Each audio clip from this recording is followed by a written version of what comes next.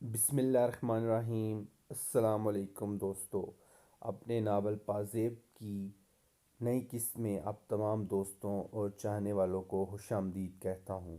امید ہے آپ تمام دوست خیریت سے ہوں گے اور ہمارے اس ناول کو بہت زیادہ انجوائے کر رہے ہوں گے۔ تو آئیے بغیر کوئی وقت ضائع کیے اپنی نئی قسط کا آغاز کرتے ہیں۔ بدمعاشوں کی بھی ایک دنیا ہوتی ہے، بے شمار مسائل ہوتے ہیں، لمحہ لمحہ زندگی اور موت کی بازی لگانی پڑتی ہے۔ ایک طرف گوگیا پہلوان کی ساری ہوا اکھڑ گئی تھی اور اسے یوں لگا تھا جیسے ہیرا منڈی ہاتھ سے نکل گئی ہو، اور دوسری طرف دلدار گھوڑے کو زندگی کی بدترین شکست کا سامنا کرنا پڑا تھا۔ ساری ہوا اکھڑ گئی تھی، اس نے اپنا علاقہ ہی چھوڑ دیا۔ یہ حقیقت تھی کہ وہ کوثر جہاں کی محبت میں دیوانہ تھا۔ جیل کے 3 سال اس نے کوثر جہاں کے تصور میں گزارے تھے۔ شمشیرہ بیگم نے اس پر طنز کیا تھا، اس لیے اس نے عہد کیا تھا کہ کوثر جہاں سے نکاح کروا کر ہی چھوڑے گا، لیکن ان کم بختوں کے بارے میں اسے کچھ نہیں معلوم تھا جو چھلاوے تھے۔ صرف 4 آدمیوں نے اس کے تمام ساتھیوں کے اوسان خطا کر دیے تھے۔ اگر وہ ان کے ہتھے چڑھ جاتا تو نہ جانے اس کے ساتھ کیا ہوتا۔ ان کے بارے میں اسے کچھ نہیں معلوم تھا، حالانکہ اس کے ساتھیوں نے ہیرا منڈی کے بدمعاش گوگیا پہلوان کے آدمیوں کے ٹخنے توڑ دیے تھے، لیکن وہ چھلاوے نہ جانا کیا تھے۔ بہرحال وہ خود بھی جانتا تھا کہ اس کے بعد کیا ہوگا۔ چنانچہ سب سے پہلے اس نے اپنا قیمتی سامان سمیٹا اور راتوں رات اپنے علاقے سے رفو چکر ہو گیا۔ ویسے بہت سے ٹھکانے تھے اس کے، اس طرح کے لوگ نہ جانے کس کس طرح کے کام کرتے ہیں۔ اسے نواب شاہ یاد آیا، جہاں کے ایک علاقے حضوری گوٹھ میں اس کے ایک کرم فرما رہتے تھے۔ ان کا نام خیر بخش حضوری تھا۔ بس وہاں پہنچ گیا اور نواب شاہ سے ایک تانگے میں بیٹھ کر حضوری گوٹھ چل پڑا۔ تانگے والا حضوری گوٹھ کا ہی رہنے والا تھا۔ بابا سائیں حضوری گوٹھ میں آپ کس کے گھر جاؤ گے؟ بڑے سائیں کے پاس جا رہا ہوں۔ خیر بخش حضوری: اچھا اچھا، آپ کو چھوٹے سائیں کے بارے میں تو معلوم ہوگا ہی۔ کون؟ مراد بخش: ہاں سائیں، چھوٹے سائیں تو مرتے مرتے بچے ہیں، بس اللہ سائیں نے بچا لیا، ورنہ سارے ڈاکٹر تو جواب دے گئے تھے۔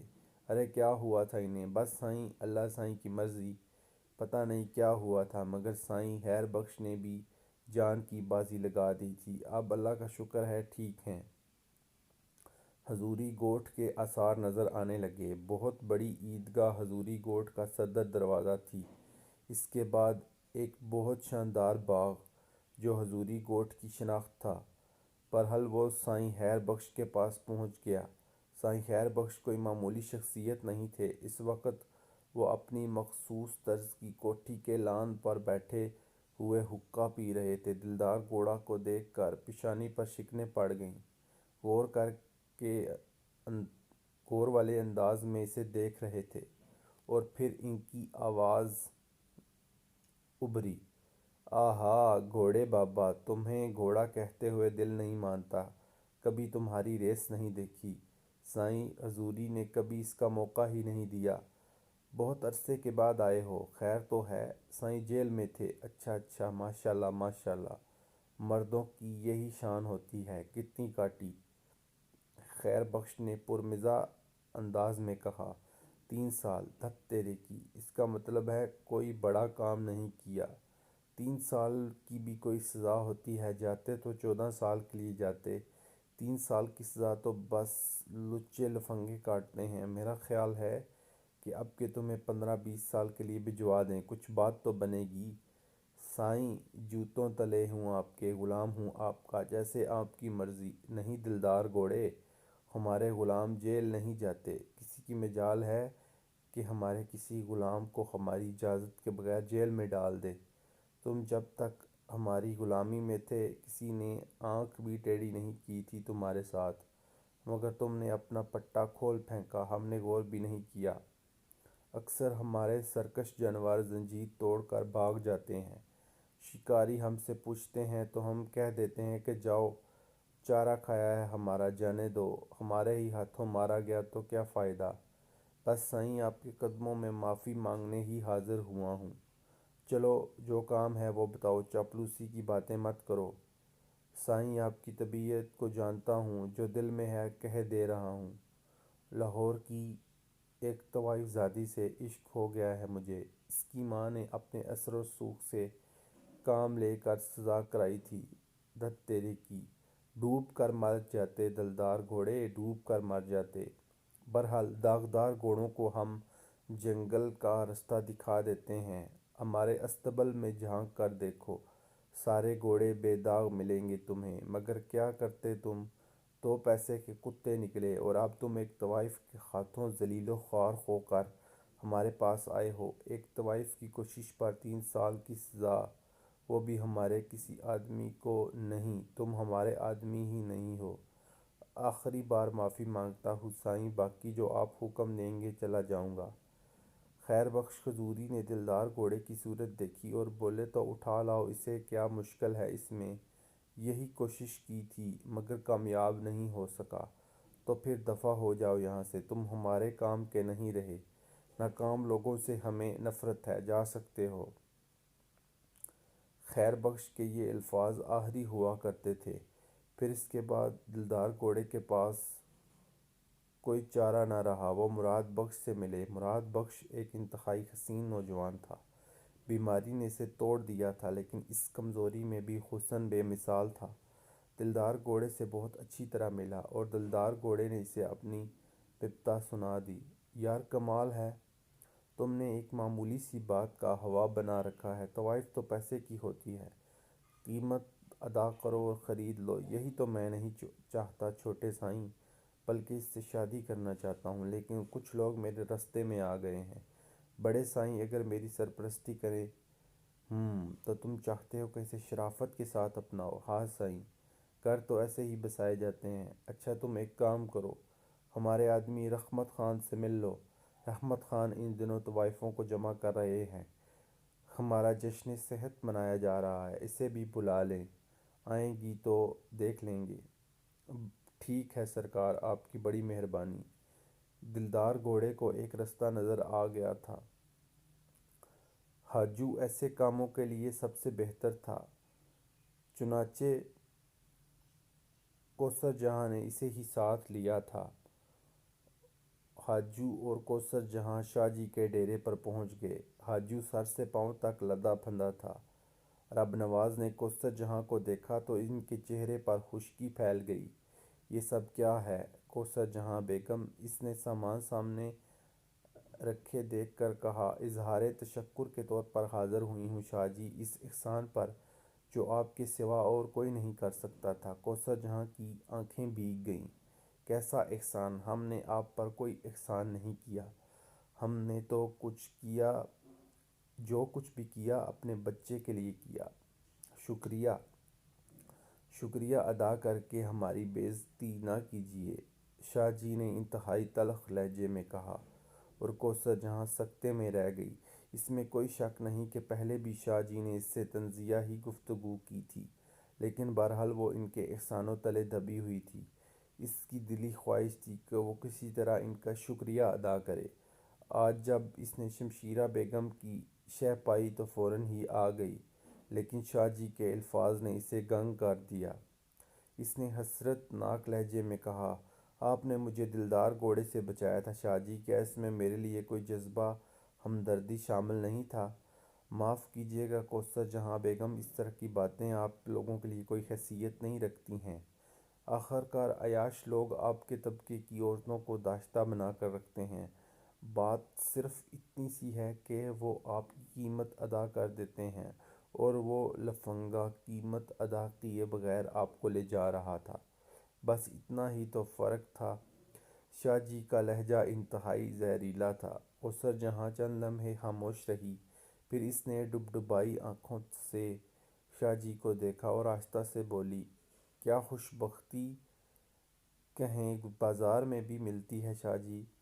سمجھے نہیں ہم آپ کون سی خوش بختی کی بات کر رہی ہیں؟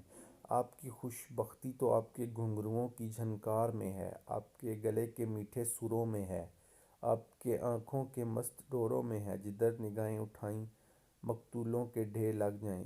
آپ اس بات سے ناواقف تو نہیں ہوں گی کہ خوش بختی گو سے گھرانوں سے چل کر آپ کے دروازے تک پہنچتی ہے اور وہ گھرانے بدبختی کا شکار ہو جاتے ہیں۔ اتنی معصوم باتیں نہ کیجیے کوثر جہاں بیگم۔ جہاں تک ہمارا تعلق ہے تو ہم جس جگہ رہتے ہیں وہاں کم از کم لفنگوں کا راج تو نہیں ہونا چاہیے، ورنہ پھر ہماری کیا آبرو رہ جائے گی۔ ہم جو اس دن وہاں پہنچے تھے اور اس لچے اور اس کے چیلوں کو للکارا تھا، تو اس کی وجہ یہی تھی کہ ہم خود اپنی آبرو بچانا چاہتے تھے۔ ہمیں معاف کیجیے گا، آپ کا اس وقت زحمت فرمانا ہمیں بالکل پسند نہیں آیا اور ہم نہیں چاہتے کہ آپ آئندہ بھی یہاں آئیں۔ رہی بات اکرام کی تو کوثر جہاں بیگم اور شمشیرہ بیگم، آپ لوگ یہ سن لیجئے کہ آپ میں سے کوئی بھی ہمارے اس کے رستے میں آیا تو ہم آپ کو ہرگز اس کی اجازت نہیں دیں گے۔ وہ آپ کے قبیلے کا نہیں ہے، ہمارے قبیلے کا ہے، وہ ہمیں اپنی جان سے بھی زیادہ عزیز ہے۔ کیوں یہ بات آپ کی سمجھ میں نہیں آئے گی؟ اس کے علاوہ ہمیں آپ سے کچھ نہیں کہنا، اور یہ جو کچھ بھی آپ لائی ہیں ہمیں اس سے گھن آ رہی ہے۔ اس مٹھائی کو ہم اپنے حلق سے نیچے اتار کر اپنے وجود کو گناہگار نہیں کرنا چاہتے، کیونکہ یہ چیز آپ کی کمائی کی ہے۔ لے جائیے اسے اپنے ساتھ، ہمیں اس محلے میں ضرور رہنا ہے لیکن آپ لوگوں سے کوئی واسطہ نہیں رکھنا چاہتے۔ حاجو پتھر کا بت بنا ہوا کھڑا تھا اور ادھر کوثر جہاں کو یوں لگ رہا تھا جیسے اس کے پیروں کے نیچے زمین نہ رہ گئی ہو، اس کی ٹانگیں بے جان ہوتی جا رہی تھیں اور وہ آہستہ آہستہ ادھر ادھر دیکھ کر سہارے تلاش کر رہی تھی، لیکن اس سے پہلے وہ کچھ کرے شاہ جی مڑ کر اندر جا چکے تھے۔ تب حاجو نے کوثر جہاں سے کہا، چلیے، اور وہ اپنے وجود کو گھسیٹتی ہوئی وہاں سے روانہ ہو گئی، لیکن اس کے پورے بدن میں آگ ہی آگ بھری ہوئی تھی۔ گھر آ کر وہ بستر پر گری اور سسکیاں لینے لگی۔ وہ شاہ جی کے ایک ایک لفظ پر غور کر رہی تھی۔ بہرحال اس کے بارے میں حاجو ہی نے شمشیرہ بیگم کو سب کچھ بتایا اور شمشیرہ بیگم ہانپتی کانپتی اس کے پاس پہنچ گئیں۔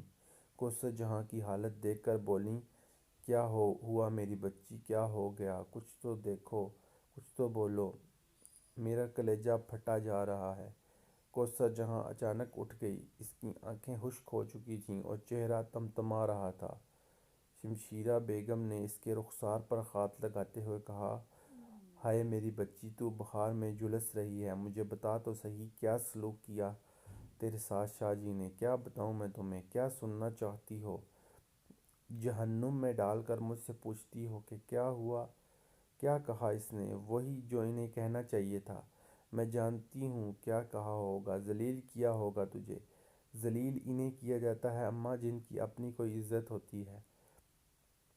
کیا تم اتنی ہی بولی ہو؟ کیا یہ بات نہیں جانتی کہ شریف لوگ حرام کی کمائی سے خریدے ہوئے تحفے قبول نہیں کرتے؟ کیا کہوں، وہ تم ہی ہو اماں جس نے اپنی حرص اور اپنے غلیظ عیش و آرام کی وجہ سے مجھے اور میرے معصوم بچے کو جہنم کی آگ میں جھونک رکھا ہے۔ شمشیرہ بیگم تھوڑی دیر تک اس کے پاس رہی، اس کے بعد تیزی سے کمرے سے باہر نکل گئی۔ بہرحال وہ کسی بھی طور کوثر جہاں کو ہاتھ سے نہیں نکلنا دینا چاہتی تھی۔ وہی تو اس وقت ہیرا منڈی کا سرمایہ تھی، سب سے قیمتی، سب سے مہنگی۔ بہرحال وہ ہر طرح سے کوثر جہاں کو سنبھالنے کی کوشش کرنے لگی۔ ویسے بھی ایک اور آسامی سامنے آئی تھی، اسے نواب شاہ روانہ ہونا تھا۔ بہت کچھ سمجھایا بجھایا اور اسے خاصا نرم کر لیا۔ کوثر جہاں کو کہنے لگی، بیٹی، جتنا چاہے تو ذلیل کر لے مجھے، ظاہر ہے ماں ہوں تیری، لیکن مجھے ایک بات بتا دے، جن شریفوں اور شریف زادوں کی زندگی کو تو حسرت بھری نگاہوں سے دیکھتی ہے، تو نے کبھی ان کے کرتوتوں کے بارے میں بھی سوچا ہے؟ وہ اتنے ہی شریف ہیں تو یہاں کیوں آتے ہیں؟ یہاں آ کر وہ جن کی ناز برداریاں کرتے ہیں، جن کی محبت میں آہیں بھرتے ہیں، ان سے شادی کیوں نہیں کر لیتے؟ کیا اس بازار کا نام اور نشان باقی ہی نہ رہے؟ کوثر جہاں کے دل میں ایک ہوک سی اٹھی، اسے کوئی یاد آ گیا جو اس سے بچھڑ گیا تھا۔ شمشیرہ بیگم کہنے لگیں، ہاں غلطی تو ہوئی ہے مجھ سے کہ میں نے تجھے بلا وجہ شاجی کے ڈیرے پر بھیج دیا۔ واقعی برا کیا انہوں نے، بہت ہی برا کیا۔ پھر رات کے کسی پہر کو جہاں سوتے ہوئے اکرام کے پاس پہنچ گئیں۔ اکرام جاگ رہا تھا۔ جہاں کو دیکھ کر اٹھ بیٹھا۔ ارے تو جاگ رہا ہے؟ ہاں، مجھ سے باتیں کرے گا؟ تمہیں فرصت ہے؟ کیوں نہیں؟ اب تو تجھ سے باتیں کرنے کو ترس گئی ہوں میں۔ تعجب ہے باجی، کچھ دن پہلے تو میں تم سے باتیں کرنے کو ترستا تھا۔ تم مجھ سے ناراض ہے؟ تم مجھ سے ناراض نہیں ہو؟ نہیں بھلا میں تم سے کیوں ناراض نہیں، میں تم سے کیوں ناراض ہو سکتی ہوں؟ اس دن میں نے نعمان فضلی کی بے عزتی کی اور وہ یہاں سے چلے گئے۔ اس دن سے تم نے مجھ سے کب بات کی ہے؟ نہیں میرے بچے، ایسا نہیں ہے۔ اب تو یہاں رہتا کب ہے؟ تو پھر واقعی تم اس بات پر ناراض نہیں ہو؟ نہیں، بالکل نہیں۔ تم سے خوش ہوں کہ تم نے میری حفاظت کی ہے۔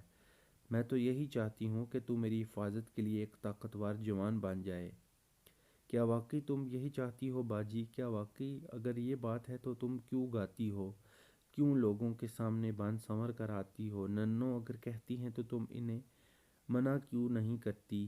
کیونکہ یہ میری تقدیر ہے اکرام۔ کیسی تقدیر؟ تو پڑھ رہا ہے نا، اور پڑھے گا تو تجھے سب کچھ معلوم ہو جائے گا۔ وہ کہتے کہتے رک گئی۔ بہت کچھ معلوم ہے مجھے۔ ننوں تمہارے برابر تھی تو وہ بھی ناچتی گاتی تھی، وہ بوڑھی ہو گئیں تو تم جوان ہو گئیں۔ غزالہ باجی اور شبانہ بھی جوان ہو گئی۔ تم بوڑھی ہو جاؤ گی تو تسنیم جوان ہو جاؤ گی۔ یقین کرو باجی، مجھے تو اب تسنیم بھی برے لگنے لگی ہے، بہت بری لگنے لگی ہے، کیونکہ وہ تمہاری ننوں کی ہے۔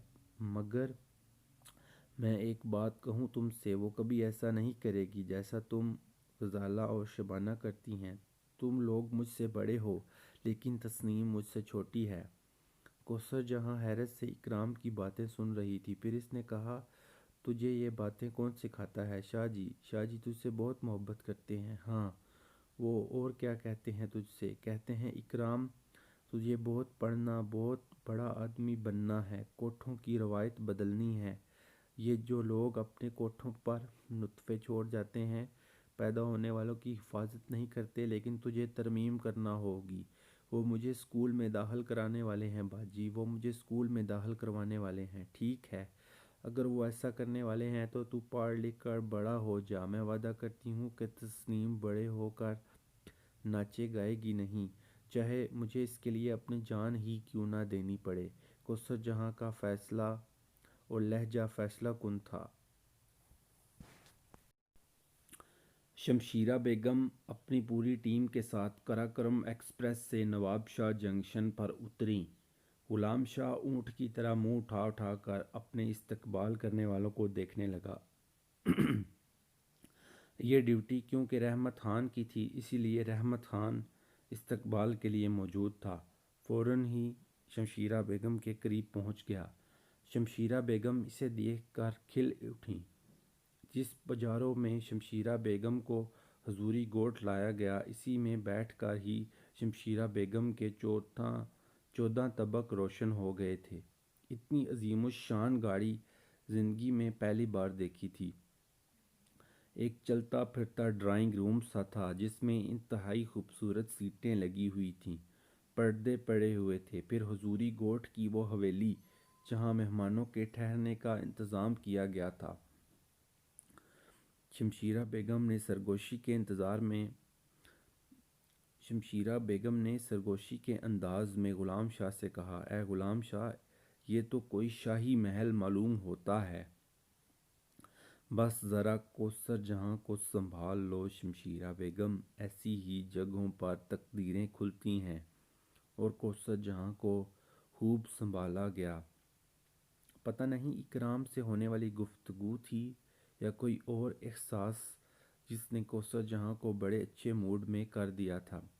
بے شمار گانے والیاں آئی تھیں اور ایک ہفتے کا جشن تھا۔ سب کچھ ہوا، لیکن مراد بخش کے پیروں میں جو زنجیر پڑی، وہ کوثر جہاں کے حسن و جمال ہی کی تھی۔ مجسمے قیامت حسن بلاخیز کو پتھر بنے دیکھ رہے تھے۔ آج ان کی صحت کے 7 روزہ جشن کی تقریب میں کوثر جہاں کے گانے کی باری تھی، اور کوثر جہاں نے جس طرح آواز کا جادو جگایا اور اس نے مراد بخش کے ہوش و حواس چھین لیے اور مراد بخش دیوانے ہو گئے۔ پتہ نہیں کیا کیفیت ہوئی تھی، بہرحال کوثر جہاں یہاں بہت خوش تھیں۔ پتہ نہیں کیوں دل کو ایک عجیب سی خوشی کا احساس تھا۔ بہرحال یہ سب کچھ چل رہا تھا اور ادھر بیچارے مراد بخش پر ایک عجیب سی کیفیت طاری تھی۔ وہ بری حالت کا شکار ہو گئے اور کئی بار ان کا دل چاہا کہ کوثر جہاں کے معاملے میں قدم آگے بڑھائیں، لیکن ہمت نہیں پڑ رہی تھی۔ تب ان کے گہرے دوست اور دستے راست ریاض حسین ان کے پاس آئے۔ ریاض حسین کے سوا دل کا حال کسے بتایا جا سکتا تھا؟ چنانچہ ریاض حسین کو ساری تفصیل سنائی اور ریاض حسین نے وعدہ کر لیا کہ اس حسینہ عالم کے بارے میں معلومات حاصل کریں گے۔ بہرحال ریاض حسین کام کے آدمی تھے، تفصیلات معلوم کر کے پہنچ گئے۔ سائیں مراد بابا، تمہارا کام کر دیا ہے ہم نے، انعام تیار کر لو۔ کون ہے وہ ریاض حسین؟ جلدی مجھے بتاؤ، ایسی عجیب حالت ہو گئی ہے کہ میں خود اپنے آپ پر ہنس رہا ہوں۔ کوثر جہاں نام ہے، لاہور کی ہیرا منڈی کی رہنے والی ہے۔ کوثر جہاں، مراد بخش نے عجیب سے لہجے میں کہا۔ جشن کی 6 راتیں گزار چکی تھیں، ایک سے ایک ہنگامہ پرور لوگ خوشی سے دیوانے ہو گئے تھے۔ آج کی رات آخری محفل ہونے والی تھی اور آس پاس کے بہت سے وڈیرے اس محفل میں شرکت کے لیے آئے تھے۔ شام آہستہ آہستہ گزر رہی تھی۔ مراد بخش کے دل میں آگ سی لگی ہوئی تھی۔ وہ بڑی ہی عجیب سی کیفیت کا شکار تھے۔ بہرحال محفل کا آغاز ہوا اور شمشیرہ بیگم، جو اپنی تیز نگاہوں سے مراد بخش کا جائزہ لے چکی تھیں، کوثر جہاں سے بڑی پر امید تھیں۔ حقیقت یہ تھی کہ کوثر جہاں بھی آج چاند ہی کی طرح جگمگا رہی تھی۔ اہل محفل کی نگاہیں اس پر جمی ہوئی تھیں۔ وہ ہلکے سبز رنگ کا غرارہ زیب تن کیے ہوئی تھیں، دوپٹہ سر سے ڈھلکا جاتا تھا۔ لباس پر تلے اور ستاروں کے کام نے اہل محفل کی نگاہیں خیرہ کر دی تھیں۔ حیرت کی بات تھی، اگر کوئی اسے اس محفل سے الگ دیکھ لیتا تو سوچتا کہ کوئی انتہائی شریف زادی غلطی سے بھٹک کر ادھر آ گئی ہے۔ بھلا اس کا ان باتوں سے کیا تعلق؟ بہرحال تیاریاں ہوئیں اور اس کے بعد خاص طور سے کوثر جہاں نے ایک غزل شروع کی۔ غزل کچھ یوں تھی: حسن کو شوخی اے رخسار مبارک ہووے، جشن صحت میرے سرکار مبارک ہووے۔ لوگوں کے سینوں میں دل نہیں تھم رہے تھے۔ لگتا تھا کہ ساری محفل کسی جادو کے زیر اثر آ گئی ہو۔ بات کے ڈونگرے برس رہے تھے۔ بہرحال گوٹ خزوری میں ایک نئی کہانی کا آغاز ہو گیا تھا۔ چنانچہ دوسری دن صبح بھی پچھلی رات کے چرچے ہر زبان پر تھے۔ کوثر جہاں نے واقعی ہر زبان کا حق ادا کر دیا تھا۔ کیا خیال ہے اماں، اب واپسی ہوگی یہاں سے؟ ہاں ہاں، ٹھہرنے کے لیے تھوڑے ہی آئے ہیں۔ ویسے تم یقین کرو، مجھے آج صبح سے اکرام اور تسنیم یاد آ رہے ہیں، پتہ نہیں کیسے ہوں۔ مجھے بھی بچوں کی فکر ہے اماں، اب یہاں دل نہیں لگ رہا۔ چلو ٹھیک ہے، واپس تو جانا ہی ہے، اجازت لے لیتے ہیں بڑے سائیں سے۔ اور شمشیرہ بیگم کو اندازہ ہو گیا تھا کہ بات کافی آگے بڑھ گئی ہے۔ انہوں نے سائیں مراد بخش کے چہرے پر بہت کچھ دیکھ لیا تھا اور ان کا اندازہ بالکل درست تھا۔ سائیں مراد بخش ان سے ملنے کے لیے آ گئے۔ ایسے حسین اور بانکے جوان کو دیکھ کر شمشیرہ بیگم کی آنکھیں خود بھی معنی خیز انداز میں چکرائی تھیں۔ بہرحال انہوں نے بڑی عزت اور احترام کے ساتھ سائیں مراد بخش کو خوش آمدید کہا اور بولیں، بڑی بات ہے سائیں، آپ سارے کے سارے فرشتے ہی لگتے ہیں مجھے تو۔ آپ اس طرح ہمارے پاس آئیں گے، ہم نے تو کبھی یہ خواب میں بھی نہیں سوچا تھا۔ شمشیرہ بیگم، آپ نے تو رات کو محفل ہی لوٹ لی۔ بڑے سائیں کا احترام کرتے ہیں ہم، آپ کو کچھ دینا چاہتے تھے، ادھر آ گئے۔ مراد بخش نے اپنی جیب سے سچے موتیوں کا ہار نکالا اور شمشیرہ بیگم کی طرف بڑھاتے ہوئے بولے، یہ فن کی قیمت نہیں بلکہ فن سے عقیدت ہے، محبت ہے آپ کی۔ اس قدر عزت افزائی پر بندی آپ کی شکر گزار ہے۔ وہ جن کا نام ہمیں کوثر جہاں بتایا گیا ہے واقعی اہل فن ہیں، کیا ہم ان سے مل سکتے ہیں؟ حضور، وہ آپ کے پیروں کی خاک ہے، مگر اس وقت وہ بے خبر سو رہی ہے، رات بھر جاگتی جو رہی ہے، لیکن پھر بھی میں اسے جگائے دیتی ہوں۔ نہیں نہیں، آپ انہیں سونے دیجیے، ہم دوبارہ ملاقات کر سکتے ہیں، بعد میں آئیں گے۔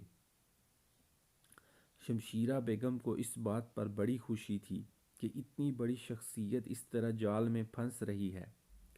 کاش یہ نعمان فضلی کا بدل ثابت ہو سکے۔ مردوں کی رگ رگ سے واقف تھیں، جان بوجھ کر کوثر جہاں کے سونے کا بہانہ کیا تھا۔ بہرحال وہ چاہتی تھیں کہ سائیں مراد بخش لاہور کے چکر لگانے لگیں، اور ادھر معصوم صفت مراد بخش بالکل ہی نوخیز تھا اور نہیں جانتا تھا کہ ہیرا منڈی کی گاہک طوائف کس سوچ میں ہے۔ بہرحال ریاض حسین کے علاوہ اور کون تھا جو دل کا دلدار ہوتا؟ جشن صحت کی تقریبات ختم ہو گئی تھیں۔ دوسرے دن سبھی لوگ واپسی کے لیے چل پڑے اور خود شمشیرہ بیگم بھی اس کے لیے تیار ہو گئی تھیں۔ کوثر جہاں ظاہر ہے ایک مہمان کی حیثیت رکھتی تھیں، ایسے تماش بین تو اسے ہر جگہ روز ملتے تھے۔ خود لاتعداد خوبیوں کی مالک تھی، اس لیے لوگوں سے عموماً پذیرائی ہی ملتی تھی۔ ذاتی طور پر اس نے کبھی کسی پر توجہ نہیں دی تھی۔ اتفاق کی بات یہ کہ روانگی سے پہلے مراد بخش کو کسی کام سے بھیج دیا گیا تھا۔ بہرحال واپسی کا بندوبست کر دیا گیا۔ حضوری گوٹھ سے نواب شاہ تک کے لیے سواری مہیا کر دی گئی۔ رحمت خان ہی چھوڑنے گئے تھے۔ شمشیرہ بیگم نے رحمت خان کو سونے کی ایک انگوٹھی تحفتاً پیش کی۔ ارے نہیں شمشیرہ بیگم، اس کی کیا ضرورت ہے، بس نیاز مندی کی بات ہے، اس سے زیادہ کچھ نہیں ہے۔ ٹھیک ہے، آپ کی مرضی، بس ذرا خیال رکھیے گا، آپ ہمیں بالکل اپنے ہی لگتے ہیں، آپ بالکل اطمینان رکھیں۔ شمشیرہ بیگم نے یہ بات بالکل بھانپ لی تھی کہ سائیں مراد بخش اب محدود نہ رہیں گے اور صرف رحمت خان ہی ہیں جو ان کی رہنمائی کریں گے، اور اندازہ بالکل درست ہی نکلا۔ لاہور کسی صاحب دل کو اجنبی نہیں محسوس ہوتا، اور ویسے بھی سائیں مراد بخش یہاں کئی سال گزار چکے تھے، تعلیم کے سلسلے میں وہ یہاں آ کر رہے تھے۔ بہرحال دل کی لگی دھوکہ دہی کے ساتھ لاہور لے آئی۔ کسی کو بتائے بغیر پہنچے تھے، ہیرا منڈی میں ہانپتے کانپتے داخل ہوئے۔ ضرورت ہر چیز کے لیے رہنمائی کر دیتی ہے۔ وہ یہاں پہنچے تو انہیں احساس ہوا کہ وہ بہت اناڑی اور ناتجربہ کار ہیں۔ ایسا لگ رہا تھا جیسے ہر نگاہ ان پر پڑ رہی ہو۔ بہرحال انہوں نے ادھر ادھر نگاہیں دوڑائیں، کسی سے کچھ معلوم کرنا چاہتے تھے۔ نگاہ ایک 12-13 سال کی عمر کے ایک لڑکے پر پڑی اور جم کر رہ گئی۔ لڑکا کچھ انوکھا ہی تھا۔ سائیں مراد بخش نے اس سے پوچھا، وہ بھائی جی، شمشیرہ بیگم کا گھر کہاں ہے؟ اس گلی میں نہ کوئی گھر ہوتا ہے اور نہ ہی شمشیرہ بیگم، لڑکے نے جواب دیا، اور مراد بخش سر کھجانے لگے۔ پھر انہوں نے کہا، عجیب سی بات کہی آپ نے، کیا نام ہے آپ کا؟ یہاں نام بھی نہیں ہوتے۔ لڑکے کا جواب اس کی عمر سے زیادہ تھا۔ پھر وہ جلدی سے بولا، آپ کو کیا کام ہے شمشیرہ بیگم سے؟ اب مراد بخش اسے کیا بتاتا کہ اسے کیا کام ہے شمشیرہ بیگم سے۔ اچانک ہی پیچھے سے آواز آئی، حضور من آداب بجا لاتا ہوں۔ مراد بخش نے پلٹ کر دیکھا تو ایک جانی پہچانی شخصیت نظر آئی۔ یہ ایک سا زندہ تھا جو شمشیرہ بیگم کے ساتھ حضوری گوٹھ آیا تھا۔ غلام شاہ نام تھا اس کا۔ بہرحال مراد بخش کی مشکل غلام شاہ نے حل کر دی۔ مراد بخش نے پلٹ کر دیکھا تو اس لڑکے کی آنکھوں سے شعلے نکلتے ہوئے نظر آئے۔ ایک عجیب سی نفرت اس کی آنکھوں میں رچی ہوئی تھی۔ وہ مڑ کر واپس چلا گیا۔ برے احوال جب ایک اتنا بڑا شخص شمشیرہ بیگم کے کوٹھے میں داخل ہوا تو شمشیرہ سر سے پیروں تک خوشی کا پیکر بن گئیں۔ انہیں ایک حسین مستقبل نظر آنے لگا۔ انہوں نے مراد بخش کو ہاتھوں ہاتھ لیا۔ کیا دیکھ رہی ہیں میری آنکھیں، کیا دیکھ رہی ہیں؟ میں نے تو کبھی خواب میں بھی نہیں سوچا تھا کہ اس طرح چاند میرے آنگن میں اترے گا۔ آپ نے غریب خانے کو رونق بخشی، عنایت ہے آپ کی۔ ہم تو اسے اپنی خوش بختی ہی سمجھتے ہیں۔ یہ آپ کے آرام کا وقت ہوگا۔ ہم نے ناحق تکلیف دی ہے، لیکن بس یہاں آئے تھے، سوچا آپ کو سلام کرتے چلیں۔ سر آنکھوں پر، سر آنکھوں پر۔ اپنے گھر میں آنے کے لیے کیا اس طرح کا تکلف کرتے ہیں؟ بہت شکریہ، آئیے بیٹھیے۔ بہرحال مراد بخش بیٹھ گئے۔ اندر سے دل کانپ رہا تھا، پیشانی پسینے سے تر تھی۔ بہرحال شمشیرہ بیگم نے بڑی چاپلوسی کے ساتھ کوثر جہاں سے بات کی۔ کوثر جہاں تو ان دنوں شمشیرہ بیگم کی مٹھی میں تھی، کیونکہ اس نے اس شخصیت کو تلاش کرنے کی ذمہ داری قبول کر لی تھی جسے یاد کرتے ہوئے 12 سال گزر گئے تھے۔ دل کے اندر نہایت تاریک گوشوں میں وہ ایک صورت روشن تھی۔ شاید ذہنی طور پر کوثر جہاں طوائف نہیں تھی، ورنہ چہرے ایسے یاد کہاں رہتے ہیں؟ ان کے دن اور رات تو خاص شخص کے لیے ہوتے ہیں جو ان تک پہنچ جائے۔ بہرحال وہ شمشیرہ بیگم کے ساتھ چل پڑی۔ اس وقت سائیں مراد بخش ایک جاگیردار کا نہیں بلکہ ایک عاشق کا روپ دھارے ہوئے تھے۔ کوثر جہاں کے کمرے میں داخل ہوتے ہی وہ اپنی جگہ سے اٹھ کھڑے ہوئے۔ ان کے ذہن میں بھی یہ نہیں تھا کہ ان کے سامنے ایک عورت نہیں، ایک طوائف ہے، اور طوائف بھی کیا بلکہ تسکین دیدہ و دل، راحت جاں، حاصل عمر رواں۔ کوثر جہاں سادگی کا مجسمہ بنی ان کے حضور کھڑی تھی۔ شمشیرہ بیگم لپک کر باہر نکل گئیں۔ دوستو، یہ تھی آج کی ہماری نئی ایپیسوڈ۔ اس کے بعد اگلی قسط میں کیا ہوا، سائیں مراد بخش کیا کوثر جہاں کو حاصل کر پائے اور اکرام نے ان کے ساتھ کیا سلوک کیا، اس کے بعد اگلے جو واقعات ہیں وہ جاننے کے لیے ہماری اگلی قسط ضرور دیکھیے گا، اور کمنٹس میں ہمیں بتائیے گا کہ آپ کو ہمارا ناول پسند آ رہا ہے یا نہیں۔ اگلی قسط تک کے لیے آپ مجھے اجازت دیجیے۔ اپنا بہت خیال رکھیے گا۔ اللہ حافظ۔